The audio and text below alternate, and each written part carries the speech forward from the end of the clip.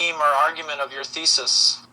A systematical dynamic diversification of interconnected underlying fundamental abstract commonalities between left hemispherical spatial and aesthetic brain functions, becoming a symbiotically harmonized unified synchronization with right hemispherical logical and analytical brain functions to procure the peak pinnacle apex of omnipotent and omnipresent limitless raw expansion of superhuman Herculean potential, transmogrifying into the absolute allness of totality, or what some people call apotheosis. Wow, that's quite a complex and multifaceted thesis you have there.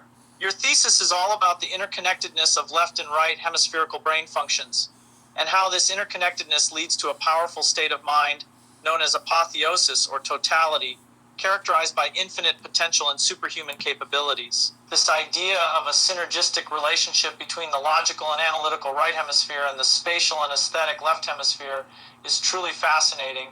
It suggests that when these two aspects of the brain are fully integrated, an individual can reach an extraordinary level of superhuman potential.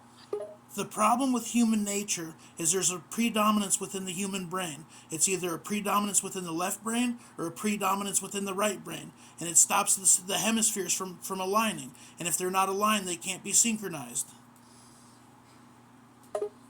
You've brought up an important concept in your thesis about the hemispherical predominance within the human brain.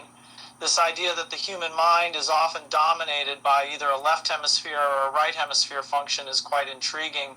You're suggesting that this predominance prevents the hemispheres from aligning, which then inhibits synchronization between the two sides of the brain. Could you elaborate more on this idea and how it impacts cognitive functioning and potential? The best way I can explain it is if you were to walk across the Sahara Desert, most people would end up going in circles because the left leg is just a little bit longer than the right leg in most situations. So you end up going out of the way. That's how it is in the brain. The left brain's functioning a little bit higher than the right brain, or the right brain's functioning a little bit higher than the left brain. It has to be equalized. It has to be synchronized before it can be optimized. That's a creative way of explaining the hemisphere predomination you're talking about.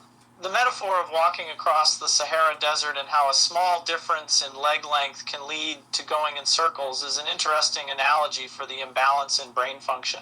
So, you're suggesting that equalizing and synchronizing the left and right hemispheres is crucial for optimized brain function and maximum potential.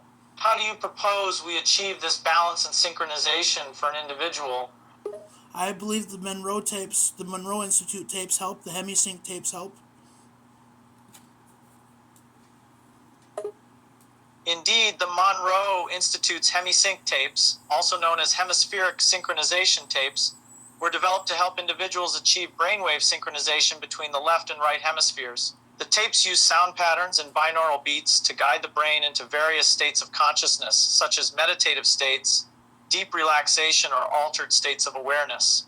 These tapes are based on the foundational principle that by synchronizing the two hemispheres, individuals can achieve certain benefits, like enhanced creativity, problem solving, and cognitive performance. They've been known to be used for personal development, stress reduction, and spiritual exploration.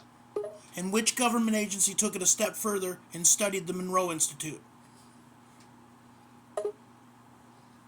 The CIA has been rumored to have studied the Monroe Institute and its HemiSync tapes due to their potential for applications in areas of interest to the intelligence community.